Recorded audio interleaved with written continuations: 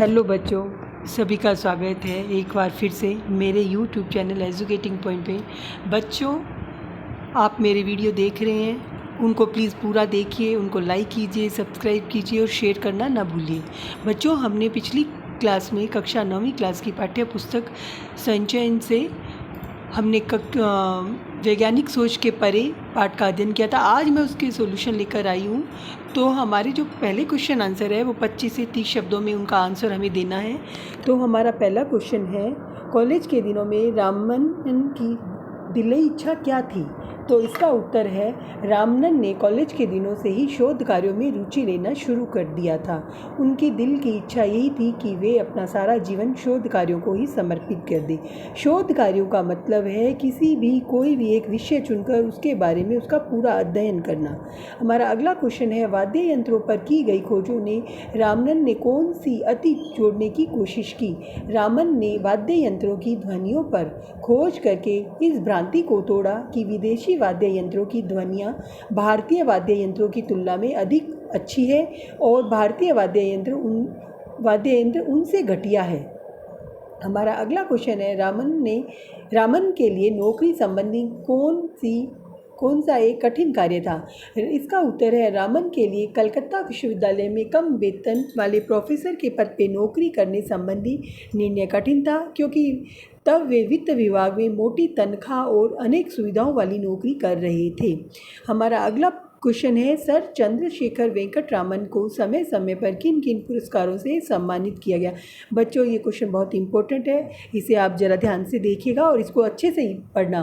तो इसका उत्तर है, सर चंद्रशेखर वेंकट रामन को समय समय पर निम्नलिखित पुरस्कारों से सम्मानित किया गया। नंबर 1, रॉयल सोसाइटी की सदस्यता तथा ह्यूज पदक, और दूसरा है सर की उपाधि, तीसरा है नोबेल पुरस्कार और चौथा है रोम का मैत्सुई पदक। ये सबसे बड़ा पदक माना जाता है रोम का। और इस पांचवा क्वेश्चन है, फिलाडेल्फिया इंस्टीट्यूट का फ्रैंकलिन पदक, और छठा है सोवियत रूस का अंतर्राष्ट्रीय लेनिन पुरस्कार, और सातवां है भारत का सर्वोच्च पुरस्कार भारत रत्न। तो बच्चों, मैं एक बार फिर से आपसे कह रही हूँ कि ये क्वेश्चन अच्छे से देख के जाइएगा, क्योंकि ये क्वेश्चन बहुत इंपॉर्टेंट है। हमारा अगला क्वेश्चन है, रामानंद को मिलने वाले पुरस्कारों ने भारतीय चेतना को जागृत किया, ऐसा क्यों कहा गया है? इसका उत्तर है, रामन को अधिकांश पुरस्कार एवं सम्मान तब मिला जब देश अंग्रेजों का गुलाम था। गुलामी के कारण भारतीयों को इस तरह की शान और प्रतिभा का हकदार नहीं माना जाता था। नोबेल तथा अन्य पुरस्कार भारतीयों की प्रतिभा के प्रमाण थे, इसलिए ऐसा कहा गया है। बच्चों, अब हमारी जो अगले क्वेश्चन आंसर है वो 50 से 60 शब्दों में हमें उनका उत्तर देना है। तो हमारा पहला क्वेश्चन है, रामन ने प्रारंभिक शोध कार्यों को आधुनिक हठ योग क्यों कहा? तो इसका उत्तर है, रामन के जो प्रारंभिक शोध कार्यों को आधुनिक हठ योग इसलिए कहा क्योंकि उनकी परिस्थितियाँ बिल्कुल विपरीत थी। वे बहुत महत्वपूर्ण व व्यस्त नौकरी पर थे। उन्हें हर प्रकार की सुख सुविधाएं प्राप्त थी।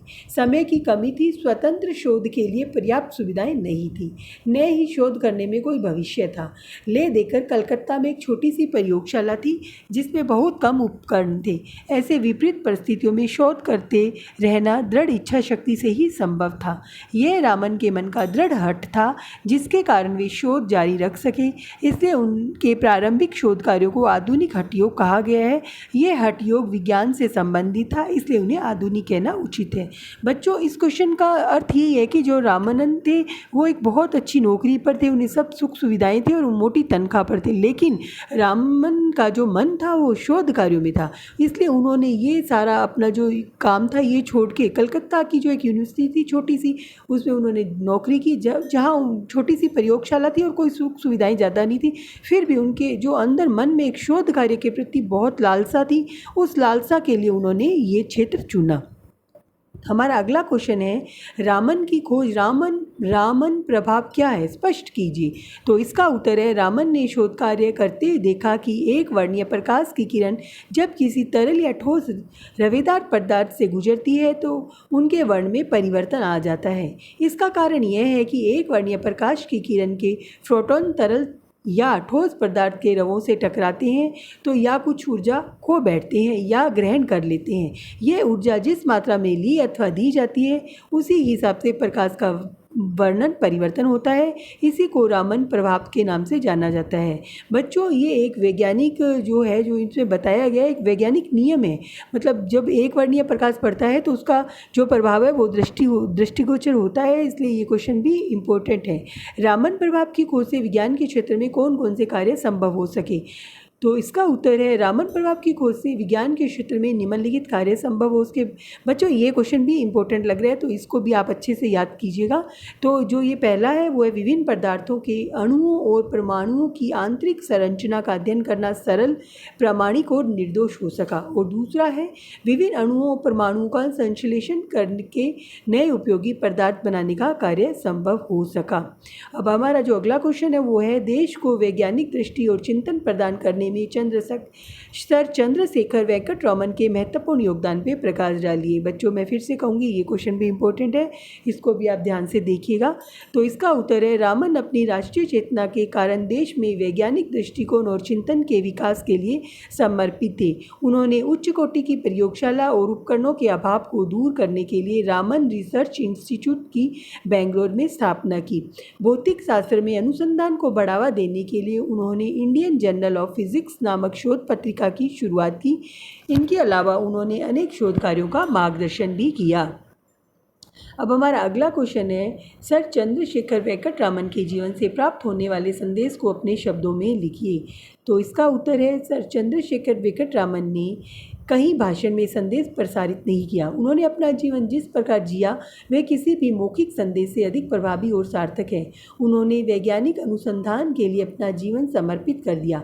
सरकारी नौकरी में रहते हुए भी वे कलकत्ता की काम चलाऊ प्रयोगशाला में जाकर प्रयोग करते रहे। जब उन्हें भौतिकी विभाग के प्रोफेसर की नौकरी मिली तो उन्होंने कम वेतन और कम सुख सुविधाओं के बावजूद भी वह नौकरी स्वीकार कर ली। इससे हमें यह संदेश मिलता है कि हमें धन और सुख सुविधाओं का मोह त्याग करके नई शोध के लिए अपना जीवन अर्पित करना चाहिए।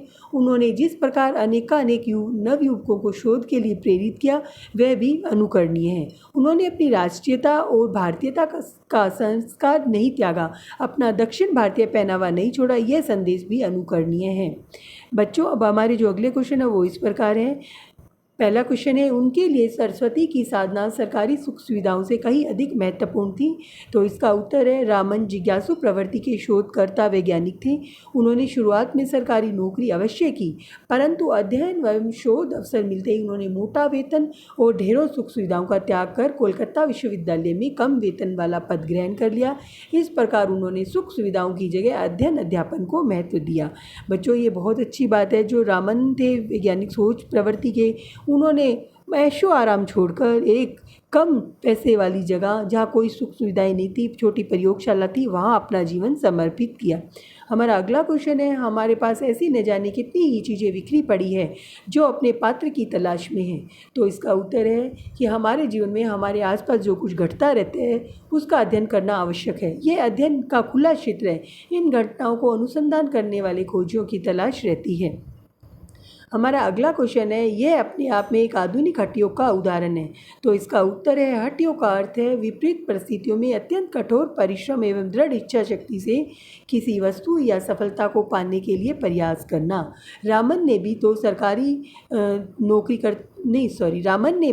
नौकरी करते हुए अपने जो बचे खुचे समय को उपकरण विहीन प्रयोगशाला में, उपकरण विहीन का मतलब है जहाँ नाम मात्र के साधन हो, जहाँ मतलब कोई प्रयोगशाला है और हम जहाँ अपना प्रयोग करना चाहते हैं वहाँ नाम मात्र के साधन हो, उसमें लगाकर उस शोध किया और अपने लक्ष्य की ओर आगे बढ़े। और यह वह स्वयं में हठ योग का ही उदाहरण है।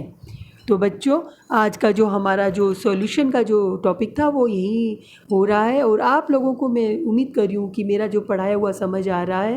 बच्चों, जो आपको कुछ समझ नहीं आ रहा है वो आप मुझे कमेंट में लिख के बता सकते हैं। और बच्चों, मैं आपसे एक बार फिर से ये रिक्वेस्ट कर रही हूँ कि आप मेरा वीडियो पूरा देखिए, उसको लाइक कीजिए, सब्सक्राइब कीजिए और जो भी आपके जो है उन लोगों से शेयर कीजिए। और अगर आपका जो ये प्रयास है मुझे आगे बढ़ने के लिए सफल बनाएगा। तो आज के लिए इतना ही। हम फिर से मिलते हैं एक नई क्लास में।